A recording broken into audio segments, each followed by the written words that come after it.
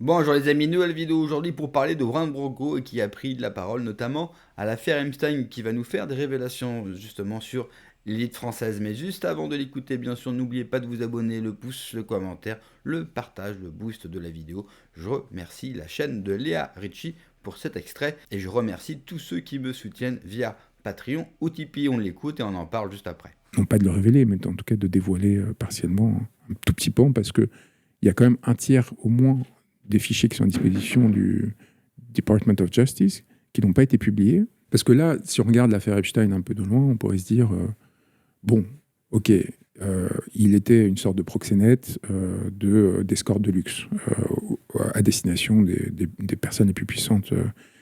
C'est grave, mais en gros, on était au courant. Enfin, je veux dire, ces gens-là consomment des femmes, sont des gens qui ont peu de morale et cherchent à avoir des femmes sublimes et ils sont prêts à payer pour ça.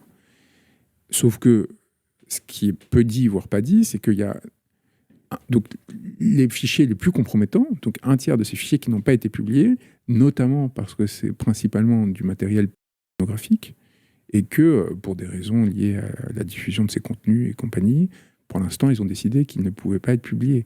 Et donc, en réalité, on se retrouve à débattre de questions qui sont certes importantes, mais qui sont en réalité potentiellement très secondaires par rapport à la réalité du scandale ou pas. Et ce contrôle sur est-ce qu'on rend visible ou pas et quand est-ce qu'on rend visible, c'est assez révélateur, y compris sur notre impuissance organisée. C'est-à-dire que c'est par hasard que ce scandale a éclaté. Il aurait très bien pu rester dans les profondeurs. Il aurait suffi qu'il ne soit pas en lien avec Trump ou avec Clinton, mais avec d'autres personnalités qui ne sont pas devenues présidents des États-Unis, pour qu'on n'en entende jamais parler, qu'on n'ait jamais accès à toutes ces données. Et donc imaginez-vous le nombre de personnes comme celle-ci qui continuent à exister et à continuer à faire des choses similaires en toute impunité. Donc l'illusion aussi de la justice, enfin, du fait qu'il y ait des enquêteurs, des magistrats qui soient capables ou qui aient même l'intention d'aller contre ce genre de comportement, ce serait absurde d'y croire après ce qu'on a découvert. C'est quoi votre analyse de l'affaire Epstein? Déjà, le volet américain et le volet français qui sont quand même liés. Je pense que j'ai été des rares à en parler. Le rapport à, à la consommation de femmes au sein du système de pouvoir et la façon dont elles sont une sorte d'enjeu transactionnel et pas des êtres vivants respectés, respectables du fait de leur existence.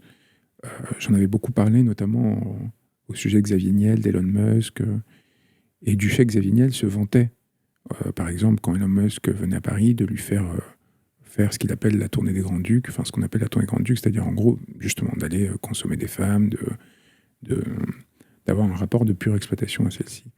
Et à travers cet oligarque en particulier, j'ai détaillé euh, comment son parcours s'est construit sur l'exploitation des femmes et la violence structurelle. Vous voyez, parce que avec MeToo, on rate quand même le gros du sujet. MeToo, on va fracasser des individus sans traiter le problème de structure. Quand on a toute une société qui s'est construite sur la marchandisation du corps de la femme, et sur sa transformation en objet,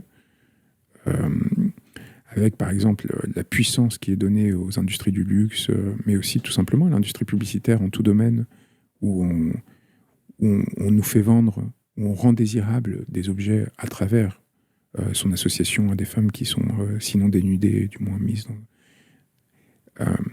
Quand on rajoute à ça ce dont on avait parlé la dernière fois, c'est-à-dire l'effet des réseaux sociaux,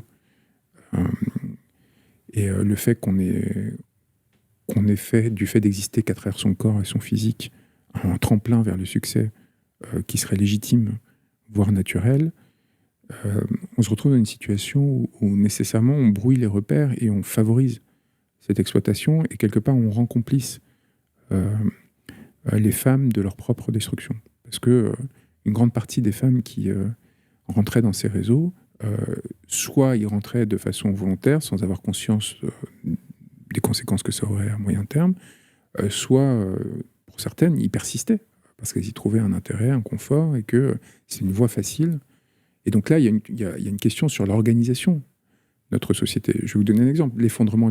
Moi, ma génération, elle a grandi avec le stéréotype de la prostituée de l'Est.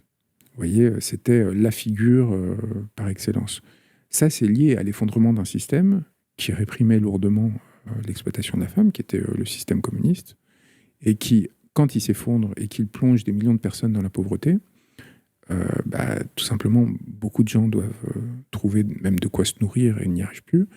Et alors même qu'ils ont des niveaux d'éducation très élevés, parce que pour le coup, c'est un système politique qui était très égalitaire et qui donnait vraiment aux femmes la possibilité d'avoir des formations de haut niveau, etc., se voient jetés dans une exploitation dont vont profiter des millions d'Occidentaux qui vont avoir aucun scrupule à s'acheter des corps, s'acheter éventuellement même des relations pour 3 fois rien, parce que c'est des gens désespérés. Et aujourd'hui, ces circuits ils continuent à exister et prospèrent sur l'inégalité profonde qui existe à l'échelle humaine, qui font qu'il est très facile en fait de trouver des personnes pour alimenter ces réseaux-là. Ensuite, il y a l'hypocrisie absolue. Il y a l'hypocrisie par rapport à ce que génère le fait qu'il existe des gens qui ont des milliards ou des centaines de millions d'euros et des gens qui ont à peine de quoi survivre et qui nécessairement vont créer des systèmes de prédation de cet ordre-là parce que, par ailleurs, quand vous êtes très riche, vous avez tous les instruments de l'impunité. Parce que vous avez une influence politique, vous avez une influence sur les médias, vous avez une influence du coup sur les institutions qui sont censées réprimer tout cela. Et il n'y a jamais eu de scandale politique sérieux qui touche à la question de la prostitution et a fortiori de la pédocriminalité en France. Parce que je crois qu'il y a des enfants de 5-6 ans qui sont mentionnés dans le... Voilà, et donc ça, c'est l'autre enjeu. C'est-à-dire qu'on nous cache, et c'est pas complotiste de le dire, c'est assumé par le Department of Justice aujourd'hui, tous les documents qui sont liés à la vraie pornographie. C'est-à-dire pas au fantasme du vieux dégueulasse de 50-60 ans qui veut coucher avec une fille qui a 17-18 ans ou 16, vous voyez, mais qui est déjà une femme au sens biologique du terme, et il veut, pour des raisons de toute puissance un peu sales, être le premier, vous voyez. Là, on rentre dans la criminalité au sens vraiment d'enfant, avec quelques documents épars qui permettent d'établir que ça existait, mais pas du tout la masse qui permettent de comprendre à quel point cette déviance s'est projetée. Parce que là où Epstein avait fait l'objet d'une condamnation pénale, et avait fait de la prison à l'époque, donc avant que tout ça se déroule, c'était pour des femmes de 13 à 14 ans. Ça, c'est établi. Et le reste, c'est des traces. C'est-à-dire qu'on n'a pas encore accès à cette matière première, et j'imagine, ou j'espère que ça sera résolu très rapidement pour qu'on comprenne cet enjeu-là. Et en France, on a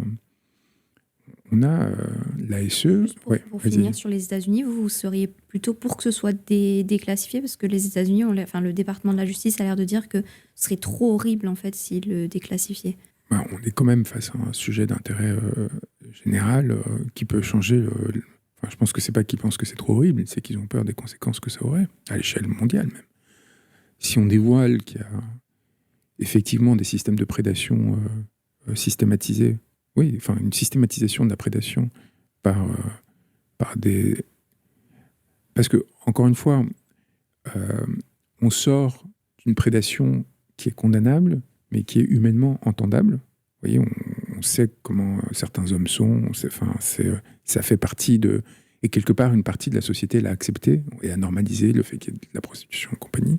C'est pas mon cas, mais c'est... Malheureusement, aujourd'hui, il y a une grande partie de la population qui a fini par... Au point où, justement, il y a des mouvements qui ne sont pas abolitionnistes, mais qui, à l'inverse, sont pour la légalisation. Et là, on bascule sur quelque chose qui, pour le coup, à part quelques dégénérés post-mai 68, qui se sont complètement perdus, dont des gens qui ont quand même une influence dans le débat public en France énorme, comme Daniel Cohn-Bendit, comme Jack Lang, qui ont signé des pétitions pour légaliser la pédophilie. Ça reste quelque chose qui est de l'ordre de la réprobation massive. Je suis d'accord avec son constat. Finalement, ce qui est de plus surprenant, c'est l'approbation des peuples. Quelque part, les populations trouvent ça normal. Il y a une normalisation de toutes ces affaires-là, de toutes ces déviances.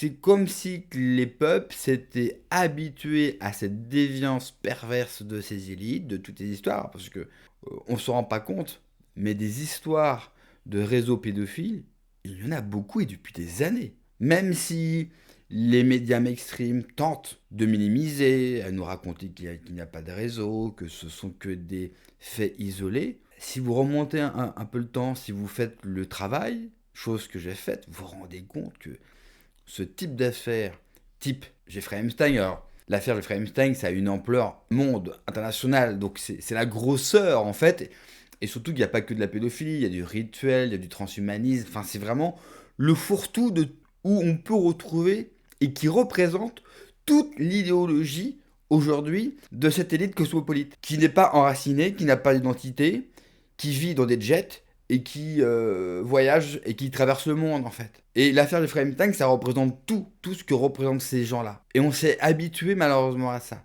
On s'est habitué à ça, pas parce que les peuples sont devenus cons, parce qu'ils ont été pervertis. On a perverti les peuples avec les différents styles de musique, avec les films, avec les séries, avec tout un tas d'histoires, qui fait passer ce type d'histoire comme des faits divers qu'on peut voir dans les meilleures séries américaines sur Netflix ou sur Amazon. Et à force de voir ça, d'entendre ça, via des fictions, via de la musique, eh bien cela rentre dans notre quotidien et donc dans une normalité, dans une routine, et cela ne nous choque plus aujourd'hui. Le sexe, par exemple, sous toutes ses formes.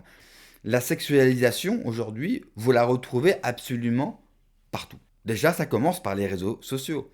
Vous allez sur Instagram, par exemple. Vous ne trouvez plus une fille aujourd'hui sur Instagram qui n'est pas tous les jours en maillot de bain dans des poses qui suggèrent des choses pas très catholiques. Donc notre œil et notre subconscient s'habituent à ce qu'il y a de plus violent et de plus accept. Et c'est transformé par l'habitude, justement, dans une routine, et on n'est plus surpris.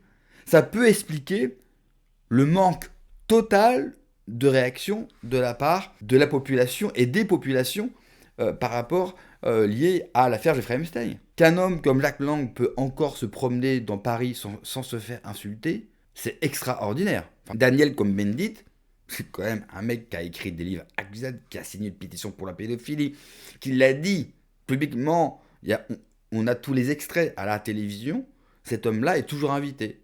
Dès qu'il y a une élection, qu'elle soit municipale, européenne, présidentielle, cet homme-là est toujours invité pour donner son point de vue et son avis sans que cela ne choque personne. Car effectivement, on a effacé des cerveaux des gens tout bon sens. C'est pour ça, et vous le savez, sur cette chaîne, moi je prône un retour à une morale commune via la tradition et la religion qui permettait justement d'éviter toutes ces dérives. Quand la société partait trop loin, eh bien, l'Église était capable à l'époque de ramener les gens vers du bon sens. Ça ne veut pas dire occulter le fait qu'il y ait des déviances, qu'il y ait des pédos, qu'il y ait des gens qui ont des dérives sexuelles.